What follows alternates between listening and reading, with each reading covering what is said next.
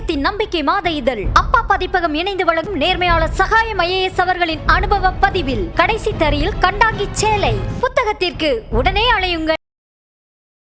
நீதி வழங்கும் போது அண்ணன் தம்பி சொந்தம் பந்தம் பணக்கார ஏழை எதையுமே பார்க்க கூடாதுடா. நாயத்தை மட்டும் தான் சொல்லணும். அனைவருக்கும் வணக்கம். தமிழீழ தேசிய தலைவரோடு நாம் தமிழர் கட்சியோட தலைமை உறுப்பினர் சீமான் அவர்கள் எடுத்துக்கொண்ட ஒரு புகைப்படம் பெரிய பிரபலமான புகைப்படம். சொல்லப்போனால் இந்த 15 ஆண்டு கால தமிழ்நாட்டு அரசியலில் அந்த புகைப்படம் பெரிய பேசுபடு பொருளாக மாறிய புகைப்படம். அந்த புகைப்படம் குறித்து பல்வேறு சர்ச்சைகளும் கருத்துக்களும் கூட பல்வேறு தலைவர்கள் சொல்லியிருக்காங்க. இந்த புகைப்படம் எடுக்க சீமான் 2 நிமிஷம் தான் நின்னாரு, 10 நிமிஷம் தான் போய் பார்த்தாரு, அந்த புகைப்படம் ஒரு மார்ஃபிங்கு, அந்த புகைப்படம் எடிட் செய்யப்பட்டது அப்படின்னு பல பேர் சொன்னாங்க. ஆனால் இப்பொழுது அந்த புகைப்படத்தை நான் தான் எடிட் பண்ணேன், இது சீமான் அவர்களுக்கு பரிசாக கொடுப்பதற்காக செங்கோட்டையன் என்பவர் என்கிட்ட கேட்டார். அப்போ நான் தமிழன் தொலைக்காட்சியில் வேலை பார்த்துக்கிட்டு இருந்தேன், நான் ஒரு எடிட்டரு, அதனால் நான் இந்த படத்தை எடிட் பண்ணி கொடுத்தேன். 2 தனித்தனி புகைப்படங்களை எடிட் பண்ணி நான் ஒன்றா நிற்கிற மாதிரி ஒரு புகைப்படத்தை கொடுத்து சீமானவர்களுக்கு சர்ப்ரைஸாக ஒரு பிறந்தநாள் பரிசாக கொடுக்கலாம் அப்படின்னு கொண்டு போனோம். ஆனால் நான் பரிசாக கொடுத்த நான் வரைஞ்ச இந்த புகைப்படம் இவ்வளோ பெரிய செய்தியாக மாறும் அப்படின்னு நான் எதிர்பார்க்கலை.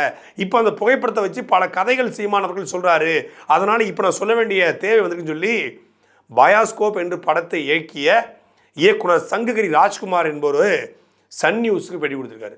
எந்த நியூஸுக்கு? சன் நியூஸுக்கு. உண்மையை மட்டுமே பேசுவேன்னு சொல்லி முரசொலி மாறன்ட்ட சத்தியம் பண்ணிட்டு ஆரம்பிக்கப்பட்ட டிவி தான் சன் டிவி.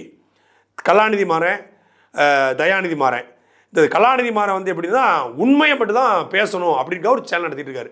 4ஆம் தூண், இந்த 4 தூணில் இந்த ஒரு தூண் கீழே விழுந்துட்டுனா இந்த ஜனநாயகமே சரிஞ்சிடும். அதுக்காக இந்த 4ஆம் தூணை நட்டு நிப்பாட்டி நாம் தமிழர் கட்சிக்காரன் எங்கேயாவது போனால் கூட அதை வீடியோ எடுத்து போட்டு லைக்ஸ் வீடியோ பண்ணலாம். நாம் சாட்டை துறைமுகன் வீட்டில் NIA சோதனை, சிக்கிய முக்கிய ஆதாரங்கள், நல்ல டைமிங்கு, சிக்கிய முக்கிய ஆவணங்கள், கட்சிக்குள் ரூட்டு பிடிக்கும் சாட்டை, கட்சியை உடைக்கும் சாட்டை, சீமானை தாண்டும் சாட்டை, வெளிநாட்டிலிருந்து கோடிக்கணக்கில் பணம் சொல்லி போட்ட சன் டிவி, நாம் தமிழர் கட்சியிலேருந்து விரட்டப்பட்டவங்க, அடித்து ஓட விட்டப்பட்டவங்க, இல்லை ஒதுக்கப்பட்டவங்க, இவனை எப்படா கட்சி விட்டு தூக்கலாம்னு நினச்சிக்கிட்டு இருந்தவங்கள வெளியேறினா கூண்டோடு காலி, கூண்டோடு விலகல் அப்படின்னு செய்தி போட்டு ஆர்கசம் அடையக்கூடிய சன் நியூஸு, உண்மை விளம்பி சன் நியூஸு இந்த சங்ககிரி ராஜ்குமார்ட்ட பேட்டி எடுத்திருக்கு.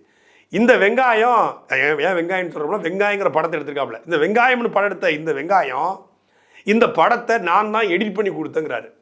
தமிழன் தொலைக்காட்சியில் ஒரு வேலை பார்க்கும்போது செங்கோட்டைங்கிற ஒருத்தர் போய் இவர்கிட்ட கேட்டாராம், இவர் எடிட் பண்ணி கொடுத்தாராம். நான் தெரியாமல் கேட்குறேன், எடிட் பண்ணி கொடுத்தா பரிசாக கொடுத்தா ஒரு ஃபோட்டோ தானே கொடுப்பாங்க. அண்ணன் சீமானும் தலைவரும் எடுத்துக்கொண்ட புகைப்படம் 7 படம் இருக்குது.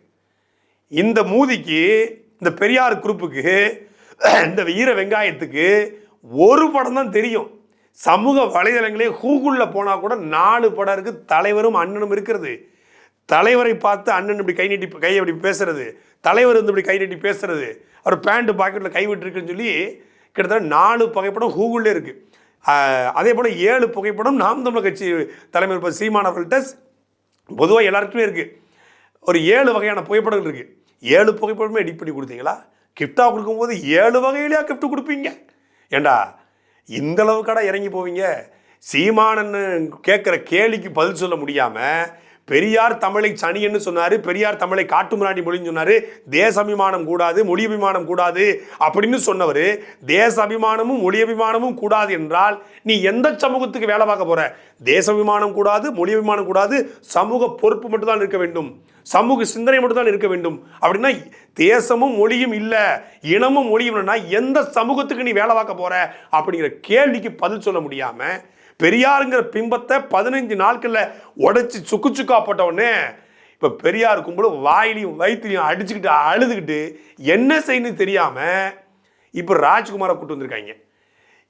போன 2 மாதம் முன்னாடி வரைக்கும் நான் சீமான்ட்ட பேசிக்கிட்டு இருந்திருக்காப்புல. இந்த 10.5 இடஒதுக்கீடு வன்னியர்களுக்காக நான் சீமானவர்கள் பேசியதற்கு இந்த சங்ககிரி ராஜ்குமார் நான் சீமானுக்கு கூப்பிட்டு பாராட்டெல்லாம் தெரிவித்து பேசியிருக்காப்புல. இப்போ நான் எடிட் செஞ்ச புகைப்படம் தான் இது அப்படின்னு சன் நியூஸில் பேட்டி கொடுத்த சங்ககிரி ராஜ்குமார் சீமானன்ட்ட போய் நேருக்கு நேராக சொல்லுவீங்க, நேராக வீட்டில் போய் சொல்லுங்கள், ஆனால் நான் தானே இதை எடிட் பண்ணி கொடுத்தேன்னா அப்போ உங்களுக்கு நல்ல 6 வகை கறியோட சிக்கன் மகட்டெல்லாம் வச்சு அண்ணன் தலைவாழை இலை போட்டு சாப்பாடு கொடுத்து அனுப்புவார்ல.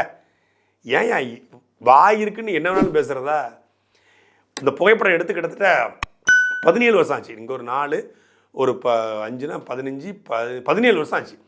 17 வருஷமாக செவ்வாழைப்பழத்தை வாயில் வச்சுருந்தியா, இல்லை மலவாழைப்பழத்தை வாயில் வச்சுருந்தியா, இல்லை வேறு ஏதாவது ஏத்தம்பழத்தை எடுத்து வாயில் வச்சுருந்தியா, இல்லை எடுத்து வச்சுருந்த? 2009 ஆனந்த விகடனில் இந்த புகைப்படம் முதலாக ஈழத்தில் சீமான் அப்படின்னு சொல்லி 2009 ஜூலை மாதமே இந்த புகைப்படம் வெளிவந்துச்சு. நீ தமிழன் தொலைக்காட்சியில் நீ எப்போ வேலை பார்த்த, எப்போ எடிட் பண்ண, எப்போ செங்கோட்டையை கொண்டு வந்து சொன்னார், எப்போ நீங்கள் கிஃப்ட் கொடுத்தீங்க? 2008 பிப்ரவரியில் போயிட்டு வந்தது. படம் எடுத்து 17 வருஷம் கழிச்சு, படம் வெளியாகி 16 வருஷம் கழிச்சு இப்போது பேச வேண்டிய அவசியம் என்ன? ஏன்னா இப்போ தான் பெரியார் பிம்பத்தை சீமான் உடைச்சிருக்காரு. சீமானை உடைச்ச உடனே கேள்விக்கு பதில் சொல்ல முடியாமல் நான் தான் எடிட் பண்ணி கொடுத்தேன்ட்டு இந்த அளவுக்காடா இறங்குவீங்க?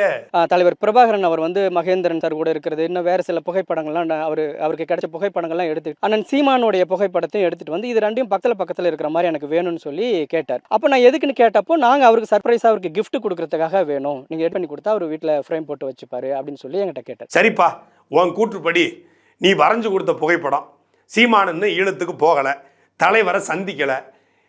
ஈழத்துக்கே போகாமல் தலைவரையே சந்திக்காமல் இருந்த ஒருத்தர் தடை செய்யப்பட்ட இயக்கத்தின் தலைவன் என்பதை உடைத்து தமிழீழ தேசிய தலைவர் என்று தமிழ்நாடு முழுமைக்கு போய் சேர்த்திருக்கார. அதுக்காகவாது அவருக்கு நாங்கள் உண்மையாக இருக்க வேண்டாமா? அதுக்காகவாது ஈழ பற்றாளர் அவருக்கு உண்மையாக இருக்க வேண்டாமா? அதுக்காகவாவது ஒட்டுமொத்தமான ஈழ தமிழர்களும் அவருக்கு உண்மையாக இருக்க வேண்டாமா? யாரை நீ வந்து போட்டோ எடிட் பண்ணது? அவர் ஈழத்துக்கு போகலை, தலைவரை பார்க்கல, 10 நிமிஷம் தான் பார்த்தாரு, 2 நிமிஷம் தான் பார்த்தாரு, ஒரு நாள் தான் பார்த்தாரு, சினிமா எடுக்க போனாரு அப்படின்னு சொல்றீங்களோ அவர் தான்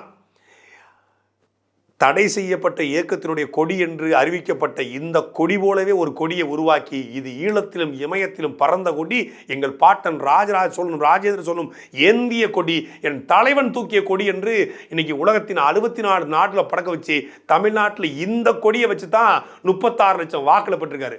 அதுக்காவது ஈழத்தமிழர்களும் உலகத் தமிழர்களும் தமிழ் பற்றாளர்களும் தமிழ் தேசியவாதிகளும் தலைவர் பற்றாளர்களும் அவர் கூட நிற்க வேண்டாமா? அதனால நிற்கிறோம். பெரியாரை அவர் டேமேஜ் பண்ணிட்டாரு, பெரியார் கருத்தை உடைச்சிட்டாரு, பெரியார் நத்தின்னு சொல்லிட்டாரு, பெரியாருங்கிற பிம்பத்தை உடைச்சிட்டாரு. அப்போ என்ன செய்யறது? சீமான் பிம்பத்தை உன்னால மண்ணால கூட உடைக்க முடியாது.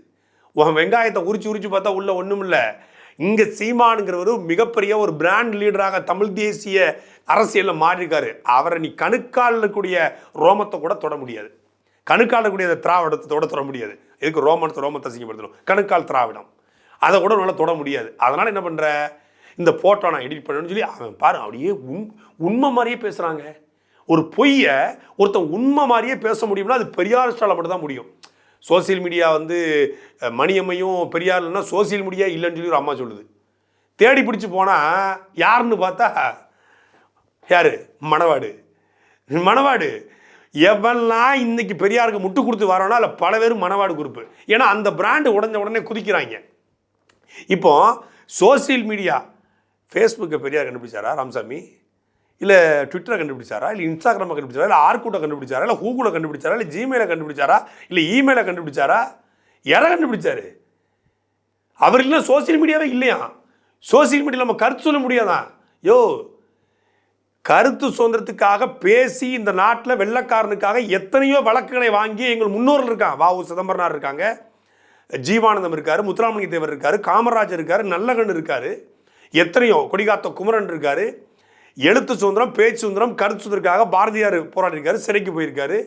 அப்படி பெரியார் இந்த சுதந்திரத்துக்கு போராடவே இல்லை. ஏன்னா இந்த சுதந்திரமே தேவையில்லைன்னாரு. அவன் வெள்ளக்காரன் இருந்து போட்டோம்னாரு. அவரை கொண்டு வந்து அவர் கருத்து சுதந்திரத்துக்காக பேசினார். எந்த கருத்து சுதந்திரத்துக்காக பேசினாரு? இவரையே தேசிய பாதுகாப்பு கைது பண்ணுன்னு சொல்லி கருணாநிதி சொல்லியிருக்காரு. இவர் கருத்து சுதந்திரத்துக்காக போராடினாராம். அவர் இல்லைன்னா சோசியல் மீடியாவில் யாருமே பேச முடியாதான். பெரியார் மணியம்மை இல்லைன்னா. அதுக்கு முன்னாடிலாம் பெரியார் மணியம்மை பிறக்கு முன்னாடி பல பேர் பேசியிருந்திருக்கான். பெரியார் மணியம்மை காலத்திலையும் பல பேர் பேசியிருக்கான். அவர்களை தாண்டியும் பல பேர் பேசியிருக்கான். இப்பவும் பேசிக்கிட்டு இருக்கான். எப்படி ஒரு பொய்யை உருட்டான் பாரு. இன்னொருத்தர் மரியாதைக்குரிய நம்ம அண்ணன் இயக்குனர் அமீர்.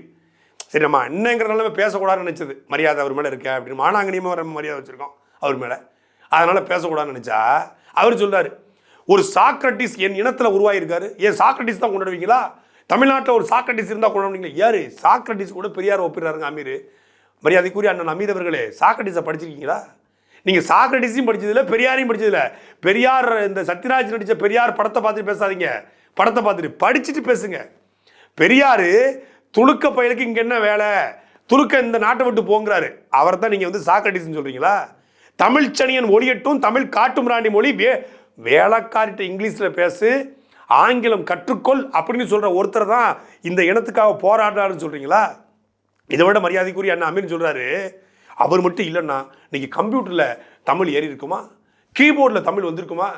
ஒரு இந்த துணைக்கு இந்த ஒரு ஒரு சுழியை போட்டுட்ருக்காருங்க, ஒரு சுழி போட்டுவிட்டது எழுத்து சீர்திருத்தமா.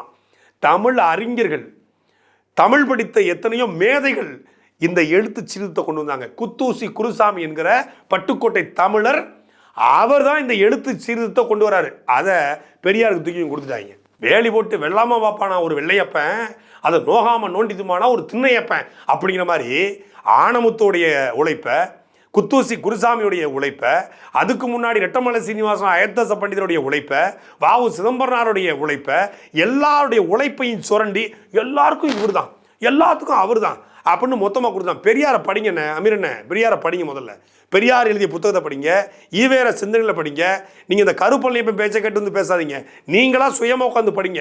ஆனந்த விடன் குமுதம் குங்குமத்தெல்லாம் கொஞ்ச நாள் ஓர கட்டிட்டு கொஞ்சம் புத்தகத்தை அலமாரி இருந்து எடுத்து படிங்க, இல்லைன்னா நூலகத்தை போய் படிங்க, இல்லை வேணா நான் வேணா அனுப்பிடுறேன் எடுத்து படிங்க, என்னென்ன பேசியிருக்காரு என்னென்ன செஞ்சிருக்காரு.